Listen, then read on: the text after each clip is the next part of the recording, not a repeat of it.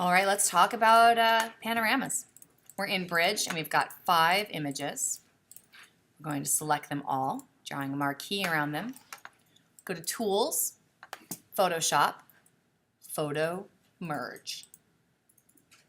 Very similar, if not the same, from Lightroom. Now there's different layouts. I use auto. If you don't like the results of your panorama, however, you can do it again because there's a different algorithm each time, so we'll see how this looks. Source files, the files that are open are perfect, and hit OK. It's not that hard. These are pretty tricky lighting conditions, so we'll see how these turn out. So it's aligning layers right now. It's doing a good job. All right. I'll also insert some sound here. Some music, maybe. There you go. Looks perfect. Now, those seams that you see are not seams. So the first thing you do is go to Layer, Flatten Image, because that's a lot of size. This is 146 megs now. And you can zoom in and it's pretty damn good. A little wonky there, but let's see. It looks beautiful. You can crop it if you choose. I'm not going to crop this one. I'm going to go File, Save As, and take it to my desktop. Call it Pano 1. Save it as a JPEG. Large. Shut that down. And then take this into Camera Raw,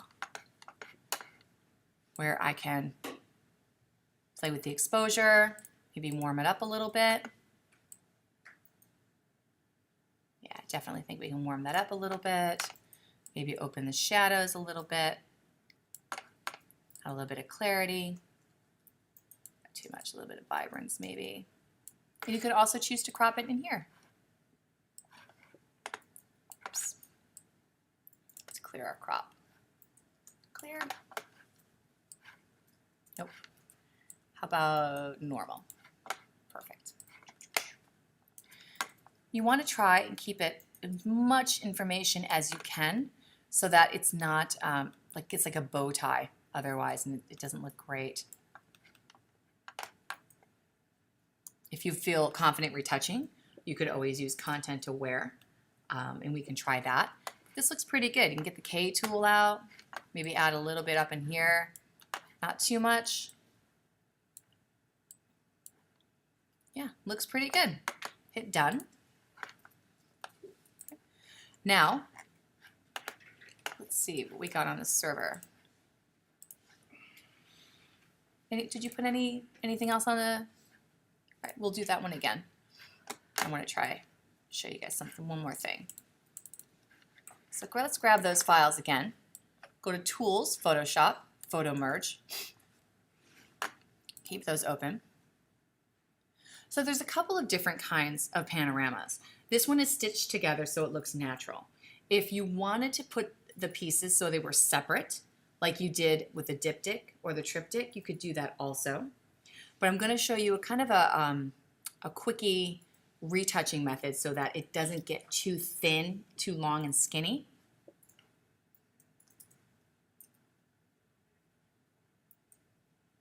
All right, first thing we do, Layer, Flatten Image.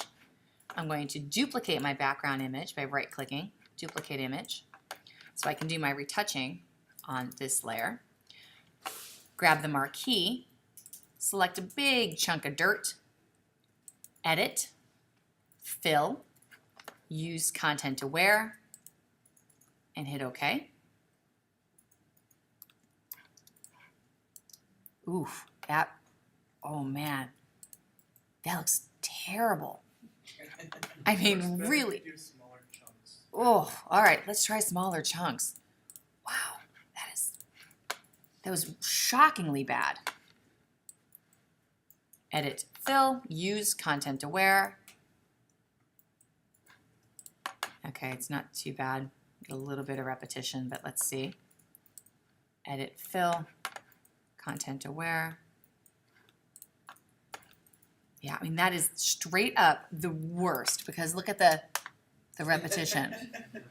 It looks like we're a 9th grader that someone has, tried to teach Photoshop to in like 11 minutes, and then we're given very important documents to retouch. So the thing about content aware fill is also it's algorithms. So if it doesn't work out the first time, you can try it again. There are some different schools of thought on bigger pieces, smaller pieces. That piece didn't turn out too terribly. But if it turns out pretty well on some parts, but then looks terrible on other parts, you would have to employ some different retouching in there. You could grab the clone stamp, right? And sample current and below, option, and then kind of drag along. But if you're not careful, you are going to have some duplicate stuff. And it's that pattern that when that pattern's duplicated, that says, hey, I've been retouched. But if that helps you save a good part of your image, then you want to spend that time retouching. Just option click a lot so that you can save all of that. Now this is going to be a little trickier. Why I did this on a duplicate layer is that I can go back and change my mind.